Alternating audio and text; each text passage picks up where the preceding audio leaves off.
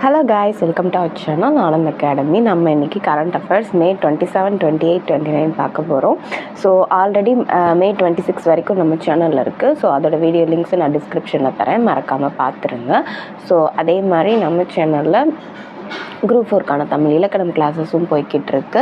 Plus நம்ம வந்து school books wise வந்து டிஎன்பிசி சிலபஸ் வந்து கவர் பண்ணிகிட்ருக்கோம். இந்த மாதிரி நிறைய டிஎன்பிசி இப்போ தான் படிக்கிறோம், இல்லை யூபிஎஸ்சி இப்போ தான் வந்து ஸ்டார்ட் பண்ணுற பிகினர்ஸ் நிறைய பேருக்கு வந்து நம்ம சேனல் வந்து ரொம்ப யூஸ்ஃபுல்லாக இருக்கும். ஸோ இந்த மாதிரி பிகினர்ஸ் ஃப்ரெண்ட்லி வீடியோஸ் பார்க்குறதுக்கு வந்து நம்ம சேனலை மறக்காமல் சப்ஸ்கிரைப் பண்ணிக்கோங்க. ஸோ இப்போ வாங்க வீடியோக்குள்ளே போகலாம். ஃபஸ்ட்டு வந்துட்டு முக்கிய தினங்கள் பார்த்துடலாம். முக்கிய தினங்கள் நம்ம பார்க்கும்போது மே 28 மாதவிடாய் சுகாதார தினம், மென்ஸ்ட்ரல் ஹைஜீன் டே. உலகமெங்கும் உள்ள இருக்க பெண்கள் மற்றும் பெண் குழந்தைகள் வந்து அவங்களோட மாதவிடாய் வந்து காலத்தை வந்து பாதுகாப்பாகவும் சுகாதாரமாகவும் கண்ணியத்துடனும் கையாள்வது குறித்து விழிப்புணர்வு ஏற்பதற்காண்டி இந்த தினம் வந்து கடைபிடிச்சிட்டு வந்துட்டு இருக்காங்க. ஸோ இந்த வருஷத்தோட கருத்துரு பார்த்தோம் அப்படின்னா, together for a period friendly world, ஒரு மாதவிடாய் நட்பு உலகிற்காக ஒன்றிணைவோம் அப்படின்றதான் இந்த வருஷத்துக்கான கருத்துருவாக இருக்குது. அடுத்து மே 28 வந்து உலக பசி தினம், வேர்ல்டு ஹங்கர் டே. உலகில் நிலவும் கடுமையான உணவு பற்றாக்குறை மற்றும் பசியால் வாடும் கோடிக்கணக்கான மக்களின் நிலையை மாற்றவும் நிலையான உணவு உற்பத்தி முறைகளை மேம்படுத்துவதற்கான இந்த தினம் வந்து கடைபிடிச்சிட்டு வந்துட்டு இருக்காங்க. அடுத்து மே 27 வந்து உலக நீர்நாய் தினம், வேர்ல்டு வாட்டர் டே. சரியா, வேர்ல்டு வாட்டர் டே. அடுத்து பாருங்கள், மே 29 ஐநா அமைதி படையினர் சர்வதேச தினம், international day of UN peacekeepers. உலகெங்கிலும் உள்ள ஐநா அமைதி படையில் பணியாற்றும் வீரர்களின் பங்களிப்பை போற்றவும் அமைதிக்காக உயர்த்தியாகம் செய்தவர்களை நினைவு கூறுவதற்காண்டி இந்த நாள் வந்து கடைபிடிச்சிட்டு வந்திருக்காங்க. இந்த வருஷத்தோட கருத்துரு பார்த்தோம் அப்படின்னா, இன்வெஸ்ட் இன் பீஸ், அதாவது அமைதிக்கான முதலீடு செய்வோம் அப்படின்றது தான் இந்த வருஷத்துக்கான கருத்துருவாக இருக்குது. அடுத்து மே 29 சர்வதேச உருளைக்கிழங்கு தினம், இன்டர்நேஷ்னல் டே ஆஃப் பொட்டேட்டோ. உணவு பாதுகாப்பு, வறுமை ஒழிப்பு மற்றும் விவசாயிகளின் வாழ்வாதார மேம்பாட்டில் உருளைக்கிழங்கின் முக்கியத்துவத்தை உலகிற்கு எடுத்துரைக்க உணவு மற்றும் மேலாண் அமைப்பு வந்துட்டு இந்த நாளை வந்து அனுசரிக்கிறாங்க. இந்த வருஷத்துக்கான கருத்துரு பார்த்தோம் அப்படின்னா, உருளைக்கிழங்கு விளையும் இடத்தில் வாழ்வாதாரம் செழிக்கும், வேர் பொட்டேட்டோஸ் க்ரோ லைவ்லிஹுட்ஸ் ஃப்ளரிஷ் அப்படின்றது தான் இந்த வருஷத்துக்கான கருத்துருவாக இருக்குது. அடுத்து மே 29 வந்துட்டு உலக செரிமான ஆரோக்கிய தினம், வேர்ல்டு டைஜஸ்டிவ் ஹெல்த் டே. செரிமானம் சம்பந்தப்பட்ட நோய்கள் பற்றிய விழிப்புணர்வு ஏற்படுத்தவும் ஆரோக்கியமான குடல் நலனை பேணுவதற்காண்டியும் உலக செரிமானவியல் அமைப்பு வந்துட்டு இந்த நாளை வந்து அனுசரிச்சிட்ருக்காங்க. அடுத்து வந்து மே 21 சர்வதேச எவரெஸ்ட் தினம், அதாவது இன்டர்நேஷ்னல் எவரெஸ்ட் டே. இது 1953 ஆண்டு மே 23 அன்று நேபாளத்தில் டென்ஜிங் நார்கே மற்றும் நியூசிலாந்தின் எட்மண்ட் ஹிலரி ஆகிய இருவரும் வந்து முதல்ல எவரெஸ்ட் சிகரத்தை வந்துட்டு என்ன பண்ணிருப்பாங்க அப்படின்னா, முதன்முறையாக வந்து எவரெஸ்ட் இடத்தை அடைஞ்சிருப்பாங்க அதோட உச்சியாக. ஸோ அவங்க அந்த நாளை போட்டிருக்க நினைவுக்கூற வகையில் வந்துட்டு இந்த நாளை வந்து நம்மளுக்கு செலிப்ரேட் பண்ணாங்க. 1953 மே 29 அவங்க அதை வந்து கம்ப்ளீட் பண்ணியிருப்பாங்க. ஸோ அதனால தான் மே 21 இன்டர்நேஷ்னல் எவரெஸ்ட் டே வந்து இது பண்ணுறோம். சரி, கொஸ்டின்ஸ் பாருங்கள்.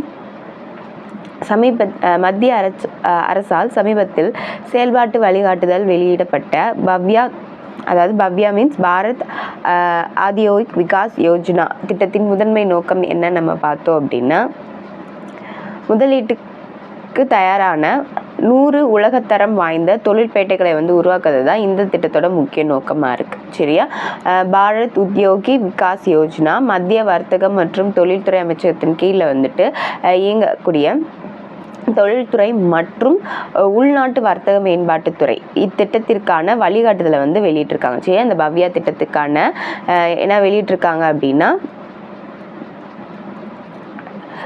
வழிகாட்டுதலை வந்து வெளியிட்டிருக்காங்க. ஸோ 2026 to 27 மற்றும் 31 to 32 ஆண்டுக்கான இடையில் சுமார் 33,660 கோடியில் மொத்த செலவில் இந்தியா முழுவதும் 100 அதிநவீன தொழிற்பேட்டைகளை வந்து உருவாக்குறது தான் நோக்கமாக இந்த திட்டம் வந்து கொண்டு வந்திருக்காங்க. ஸோ இந்த திட்டத்தின் கீழ் உருவாக்கப்படும் தொழிற்பேட்டைகள் வந்து உடனே முதலீடு செய்து தொழில்களை தொடங்கும், அதாவது பிளக் அண்ட் பிளே வசதியுடன் உலகத்தரத்தில் அமைக்கப்படும். இது இந்தியாவில் வந்துட்டு தயாரிப்பு, அதாவது மேக் இன் இந்தியா மற்றும் பிரதான் மந்திரி கதி சக்தி போன்ற முன்னெடுப்புகளுக்கு பக்கபலமாக இருக்கும். ஸோ இந்த மாதிரி திட்டத்துக்குனால இந்த திட்டம் வந்து அந்த திட்டத்துக்கு வந்து உறுதுணையாக இருக்கும் அப்படின்னு சொல்கிறாங்க. அடுத்து பாருங்கள், 2026ஆம் ஆண்டு தமிழ்நாடு அரசு அறிவித்துள்ள பயிர்க்கடன் தள்ளுபடி திட்டத்தின் கீழ் கூட்டுறவு வங்கியில் 50,000 வரையிலான கடன்களுக்கு குறு விவசாயிகளுக்கு எத்தனை சதவீத தள்ளுபடி வந்து முழுமையான வழங்கப்படும் பார்த்தோம் அப்படின்னா 100% முழுமையாக நம்மளுக்கு பயிர்க்கடன் வந்து தள்ளுபடி வந்து செய்கிறாங்க. ஸோ 2025ஆம் ஆண்டு மே 1 முதல் 2026ஆம் ஆண்டு பிப்ரவரி 28 வரை கூட்டுறவு வங்கியில் வந்து பெறப்பட்ட பயிர்க்கடன்களுக்கு இந்த திட்டம் வந்து பொருந்தும். சரியா? குறு விவசாயிகள் 50,000 வரையிலான கடன்களுக்கு 100% முழுமையான தள்ளுபடியும், இதே வரம்பிற்குள் 50,000 50% தள்ளுபடியும் வழங்கப்படும். சரியா? அதாவது அடுத்து வந்து 1 லட்சத்துக்கு அதிகமான கடன் பெற்றுள்ள விவசாயிக்கு தலா 5,000 வந்து தள்ளுபடி வழங்கப்படும் அப்படின்னு சொல்லியிருக்காங்க. ஸோ நெக்ஸ்ட் பாருங்கள், இந்தியாவின் முதல் புவி வெப்ப மின் நிலையம், அதாவது ஜியோ தெர்மல் பவர் ப்ராஜெக்ட் வந்து எங்கே அமைக்கப்பட உள்ளதுன்னு பார்த்தோம் அப்படின்னா பூகா பள்ளத்தாக்கு. சரியா? பூகா பள்ளத்தாக்கு கிழக்கு லடாக்கில் தான் வந்துட்டு இப்போது முதல் முறையாக வந்து இந்தியாவின் முதல் புவி வெப்ப மின் நிலையத்தை வந்து அமைக்க உள்ளாங்க லடாக் நிறுவனம். எண்ணெய் மற்றும் இயற்கை எரிவாயு கழகத்துடன் செய்து கொண்ட புரிந்துணர்வு ஒப்பந்தத்தின் மேலும் 5 ஆண்டுகள் நீடிக்க வந்து ஒப்புதல் அளிச்சிருக்காங்க. சரியா? ஸோ இந்த திட்டம் கிழக்கு லடாக்கில் உள்ள பூகா பள்ளத்தாக்கில் வந்து கடல் மட்டத்திலிருந்து கிட்டத்தட்ட 14,000 அடி உயரத்தில் வந்து அமைக்கப்பட உள்ளது. அதே மாதிரி இந்த திருத்தப்பட்ட ஒப்பந்தத்தின்படி ONGC நிறுவனம் இங்கு 1 மெகாவாட் சரியா மின்சார சோதனையை வந்து புவி வெப்ப மின் நிலையத்தை வந்து நிறுவ போகிறாங்க. அதே மாதிரி இந்த புவிவெற்ற ஆற்றல் என்பது பார்த்தோம் அப்படின்னா பூமியின் மேலோட்டத்திற்கு சேமிக்கப்படும் வெப்பத்தை வந்து பயன்படுத்தி பெறப்படும் ஒரு புதுப்பிக்கத்தக்க மற்றும் தூய்மையான ஆற்றல் மூலம் சொல்கிறாங்க. நெக்ஸ்ட் பாருங்கள்,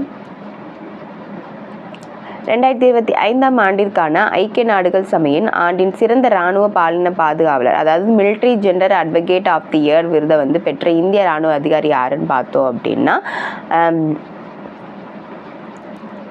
மேஜர் அபிலாஷா பராக். இவங்க தான் வந்துட்டு இப்போ இந்த விருதை வந்து வாங்கியிருக்காங்க. இந்திய இராணுவத்தை சேர்ந்த மேஜர் அபிலாஷா பராக் 2025ஆம் ஆண்டிற்கான ஐநாவின் மதிப்புமிக்க ஆண்டின் சிறந்த இராணுவ பாலின பாதுகாப்பு விருதை வந்து பெற்றிருக்காங்க.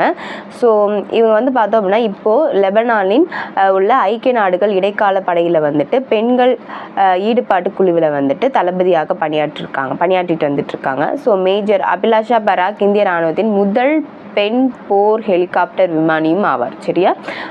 இந்திய இராணுவத்தின் முதல் பெண் போர் ஹெலிகாப்டர் விமானி. சரியா?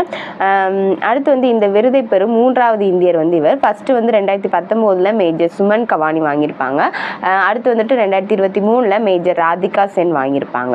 ஸோ ஒவ்வொரு ஆண்டும் மே 29 வந்துட்டு அனுசரிக்கப்படும் சர்வதேச ஐநா அமைதி காப்பாளர் தினத்தில் வந்து இந்த விருது வந்து வழங்கப்படும்.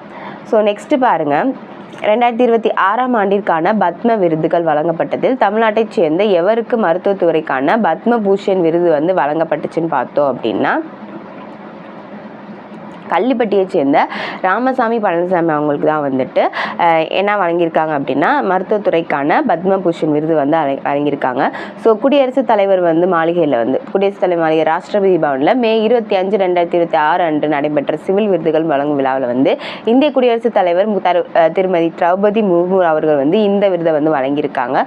ஸோ தமிழ்நாட்டைச் சேர்ந்த குடல் மற்றும் இரைப்பை சிகிச்சை நிபுணரான கள்ளிப்பட்டி ராமசாமி பழனிசாமி அவர்களுக்கு வந்துட்டு மருத்துவத்துறைக்கான சிறப்பு சேவைக்கான பத்மபூஷன் விருது வந்து வழங்கப்பட்டிருக்கு. நெக்ஸ்ட் பாருங்க, இந்திய இராணுவத்தால் கட்டளை புலனாய்வு மற்றும் தளவாட மேலாண்மைக்காக சமீபத்தில் உருவாக்கப்பட்ட செயற்கை நுண்ணறிவு அடிப்படையிலான 2 தளங்கள் என்னன்னு பார்த்தோம் அப்படின்னா கௌடில்யா மற்றும் Q-Force. சரியா? இந்த 2 AI தளங்களை வந்து இப்போது உருவாக்கியிருக்காங்க.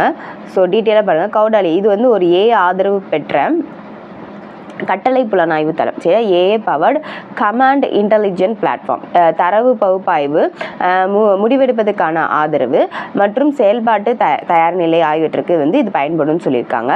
இத்தளம் கட்டமைக்கப்பட்ட தரவு உருவாக்கம் மற்றும் பகுப்பாய்வுக்கு இயற்கை மொழி செயலாக்கம், அதாவது நேச்சுரல் லாங்குவேஜ் ப்ராசஸிங் தொழில்நுட்பத்தையும் பயன்படுத்துகிறது. Q-Force பார்த்தோம் அப்படின்னா இது ஒரு டிஜிட்டல் தளவாட பயன்பாட்டாகும். சரியா? நம்மளுக்கு வந்து கௌடல்யா வந்துட்டு ஒரு கட்டளை புலனாய்வு தளமாகும். இந்த Q4 வந்து ஒரு டிஜிட்டல் தளவாட பயன்பாடாகும். அதாவது இதில் என்னென்னலாம் இது பண்ணுவாங்கன்னா, டிஜிட்டல் லாஜிஸ்டிக் அப்ளிகேஷன், சரக்கு கையாளுதல், அதாவது விநியோக சங்கிலி மேலாண்மை, சப்ளை செயின் மேனேஜ்மெண்ட் மற்றும் பராமரிப்பு செயல்பாட்டிற்கான அதுக்காண்டி இந்த தளத்தை வந்து வடிவமைச்சிருக்காங்க. இதோட முக்கிய நோக்கம் பார்த்தோம் அப்படின்னா, 2027ஆம் ஆண்டிற்குள் AI ஒருங்கிணைப்பு மற்றும் தரவு மையப்படுத்தப்பட்ட இராணுவ நடவடிக்கைகளை வந்துட்டு விரிவுபடுத்துவதற்காண்டி இந்திய இராணுவ திட்டத்தின் கீழ் இந்த இரு தளங்களும் வந்து கொண்டு வந்திருக்காங்க. நெக்ஸ்ட் பாருங்க, அரசு நிர்வாகத்தில் லஞ்சம் மற்றும் ஊழலை முற்றிலும் ஒழிப்பதற்காக விழிப்புணர்வு மற்றும் ஊழல் தடுப்பு பணியகம் மூலம் சுழிய திட்டம் என்ற புதிய ஊழல் எதிர்ப்பு திட்டத்தை தொடங்கியுள்ள இந்திய மாநிலம் எதுன்னு பார்த்தோம்னா, ப்ராஜெக்ட் 0 என்ற புதிய ஊழல் எதிர்ப்பு திட்டத்தை தொடங்கியுள்ள இந்திய மாநிலம் பார்த்தோம் அப்படின்னா கேரளாவில் தான் இப்போ இந்த சுழிய திட்டம், அதாவது ப்ராஜெக்ட் 0 என்ற ஊழல் எதிர்ப்பு திட்டத்தை வந்து தொடங்கியிருக்காங்க. ஸோ டீட்டெயிலாக பார்க்கலாம். அரசு நிர்வாகத்தில் வந்துட்டு லஞ்சம், இணைய குற்றங்கள், அதாவது இணைய குற்றங்கள், சைபர் கிரைம்ஸ் மற்றும் நவீன டிஜிட்டல் ஊழல்களை வந்து குறைத்து மாநிலத்தில் வந்து முற்றிலும் ஊழற்றதாக மாற்றுறதா இந்த திட்டம் வந்து நோக்கமாக கொண்டிருக்காங்க. இந்த திட்டம் ஊழல் புகார்களை வந்து நேரடியாக விழிப்புணர்வு மற்றும் ஊழல் தடுப்பு பணியகத்திடம் தெரிவிக்க மக்களை ஊக்குவிக்கிறது. சரியா? மேலும் புகார் அளிப்பவர்களின் பாதுகாப்பு மற்றும் ரகசியத்தன்மையை இது உறுதி செய்கிறது. இந்த திட்டத்தை வந்து ஒன்றாக இணைந்து ஊழலற்ற கேரளாவை உருவாக்குவோம், together let's build a corruption free Kerala என்ற முழக்கத்துடன் இம்மாநில அரசு வந்து விழிப்புணர்வு இந்த திட்டத்தை வந்து தொடங்கியிருக்காங்க. அடுத்து பாருங்க, நாடாளுமன்ற உறுப்பினர்கள் மற்றும் நாடாளுமன்ற நிலைக்குழுக்களின் சிறந்த செயல்பாட்டை கௌரவிப்பதற்காக வழங்கப்படும் சன்சத் ரத்னா விருதுகள் முதலில் எந்த ஆண்டுகள் தோற்றுவிக்கப்பட்டதுன்னு பார்த்தோம் அப்படின்னா, 2010 வந்து நம்மளுக்கு என்ன பண்ணியிருப்பாங்க அப்படின்னா, இதை வந்து கொண்டு வந்திருப்பாங்க. நாடாளுமன்றத்தின் சிறப்பாக செயல்படும் மக்களவை மற்றும் மாநிலங்களை உறுப்பினர்கள் எம்பிஸ்க்கு வந்துட்டு மற்றும் நாடாளுமன்ற நிலைக்குழுக்களை கௌரவிப்பதற்காக இந்த சன்சத் ரத்னா விருதுகள் வந்து வழங்கப்பட்டு வருது. ஸோ இந்தியாவின் முன்னாள் குடியரசுத் தலைவர் டாக்டர் APJ அப்துல் கலாம் அவர்களின் தூண்டுதலால்